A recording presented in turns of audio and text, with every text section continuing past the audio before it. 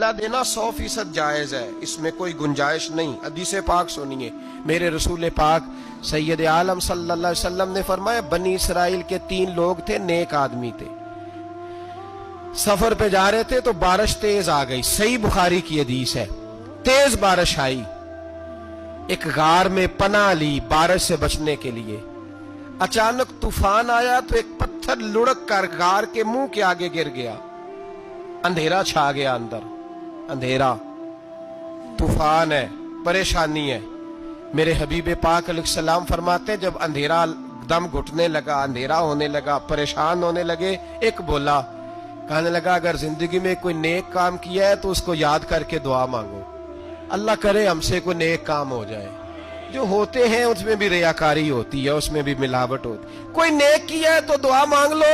ایک نے ہاتھ اٹھائے اور دعا کیسے مانگی؟ اللہ اکبر، عرض کرنے لگا اے اللہ تو جانتا ہے میں نے بکریاں رکھی ہیں،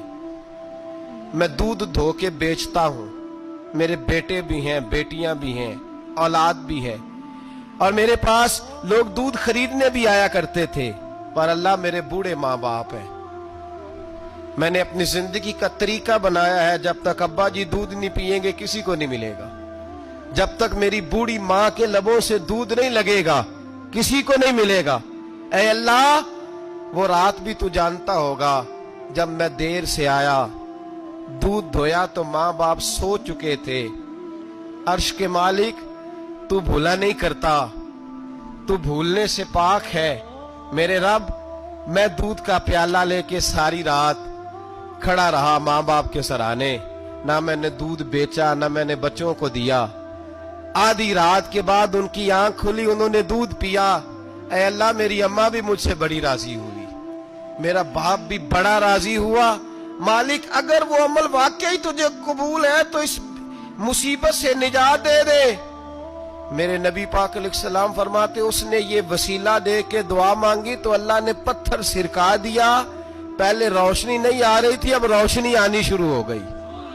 پتہ چلا جو زندگی میں روشنی چاہتا ہے وہ ماں باپ کی نوکری کرے، جو زندگی میں روشنی چاہتا ہے وہ ماں باپ کی بلے شاہ تو آسمانی اڈدیاں پھڑنا ہے، اور جڑا گھر بیٹھا انہوں پھڑیا ہی نہیں، ان کی نوکری کرو روشنی ملے گی۔ دوسرا بولا، اس نے کہا اے اللہ تجھے پتہ ہے میں نے کئی لوگ مزدوری پہ رکھے ہوئے ہیں، ایک شخص مزدوری کرتا تھا تو کچھ کلو کچھ سیر چاول اس کی مزدوری بنے، مثال دے کے سمجھاتا ہوں، 10,000 کے چاول اس کی مزدوری بن گئے، میں نے اس کو کہا مزدوری لے لے تو وہ ناراض ہو کے چلا گیا ناراض ہو کے، لیکن اے اللہ میں نے اس کا مال کھایا نہیں، میں نے مزدور کا حق رکھا نہیں، اے اللہ میں نے 10,000 علیحدہ کر دیا، وہ چاولوں کی قیمت میں نے علیحدہ کر دی، جب میں کاروبار کرتا تو میں نے اس کا پیسہ انویسٹ کر لیا، پھر اس پیسے سے میں کماتا رہا، ایک وقت آیا کہ زمانے بیت گئے، وہ 10,000 10 لاکھ یا یوں سمجھ لیں 10 کروڑ ہو گیا، کئی گائیں، کئی اونٹ، کئی پلاٹ آ گئے، اے اللہ کئی زمانے کے بعد وہ مزدور لوٹا اور کہنے لگا صاحب میں غریب ہو گیا ہوں، تنگ دستی آ گئی ہے، بوڑھا ہو گیا ہوں، وہ میرے پیسے تو دے دیں۔ تم اے اللہ میں بے ایمان نہیں ہوا، ایک رتی برابر بھی میرے دل میں میل نہیں آئی، میں نے کہا یہ اتنی درجن گائیں تیری، یہ اونٹ تیرے، یہ پلاٹ تیرے، وہ کہنے لگا تو مجھ سے مذاق کرتا ہے، میرے تو تھوڑے سے چاول تھے، یوں سمجھ لے 10,000 کے اور اتنا کچھ، میں نے کہا وہ تیرے پیسے تو ناراض ہو کے چلا گیا، میں نے ڈھونڈا تو ملا نہیں، وہ تیرے پیسے میں نے انویسٹ کیے تو آج یہ سارا سرمایہ اسی کا ہے۔ اے اللہ وہ بوڑھا مزدور جب اتنی گائیں ملی، اتنے اونٹ ملے، اتنے اسے پلاٹ ملے تو وہ روتا دعائیں دیتا گیا، اے اللہ اگر تجھے میرا وہ عمل قابل قبول ہے تو اس مصیبت سے نجات عطا فرما۔ میرے نبی پاک سید عالم صلی اللہ علیہ وسلم فرماتے پتھر تھوڑا اور ہٹ گیا، اب تیسرا بولا عمل کا وسیلہ دے کے، او بھائی کوئی عمل بچا کے رکھ، کچھ کر لے، کچھ زندگی میں اکٹھا کر لے، کوئی تو ایسا عمل ہو جب قیامت آئے تو تو مصیبت سے بچ سکے، تو قبر میں مصیبت سے بچ سکے، تو دنیا میں مصیبت سے بچ سکے۔ میرے رسول پاک سید عالم صلی اللہ علیہ وسلم فرماتے ہیں تیسرا بولا، کہنے لگا اے اللہ تو جانتا ہے میں جوان، میں رانا، میں حسین، مجھے عورتیں دعوت دیتی تھی، اپنی طرف مائل کرتی تھیں، لیکن میں کسی پر نہ دیکھتا، بس ایک چچا کی بیٹی پہ میں عاشق ہو گیا، اس کے میں قریب جانے لگا، بلانے لگا، 100 دینار بھی اکٹھے کیے اس کو دینے کے لیے۔ ایک ایسا وقت آیا کہ وہ راضی بھی ہو گئی، اے اللہ تنہائی بھی آگے، یوں سمجھ لو کہ میں جوان بھی، حسین بھی، مالدار بھی، میں چاہوں تو ایک ایک دن میں 4 دفعہ میں بدکاری کر سکتا تھا، اے اللہ ساری خوبیاں تھیں، وہ بی بی میرے پاس آئی، کمرہ، تنہائی، کوئی دیکھنے والا نہیں تھا۔ جب میں اس کے قریب جانے لگا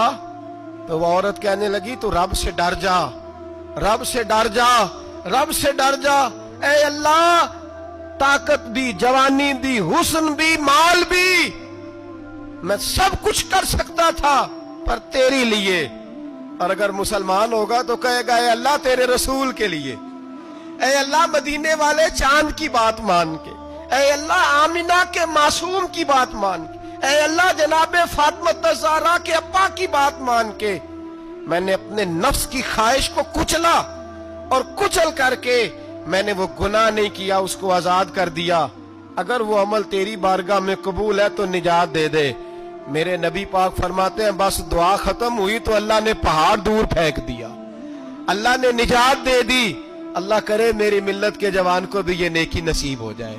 اللہ کرے ماں باپ کی خدمت کرنے والے بن جائیں، اللہ کرے ہم مزدوروں کا حق دینے والے بن جائیں، اللہ کرے ہم بے ایمانی، دھوکے بازی کو چھوڑ دیں۔ اگر کوئی ایسا عمل ہوگا تو اللہ دنیا میں بھی نجات دے گا مشکلوں سے، قبر میں بھی اللہ نجات عطا فرمائے گا، قیامت میں بھی اللہ۔ عمل کا وسیلہ دینا رب کی بارگاہ میں جائز ہے، بولیے،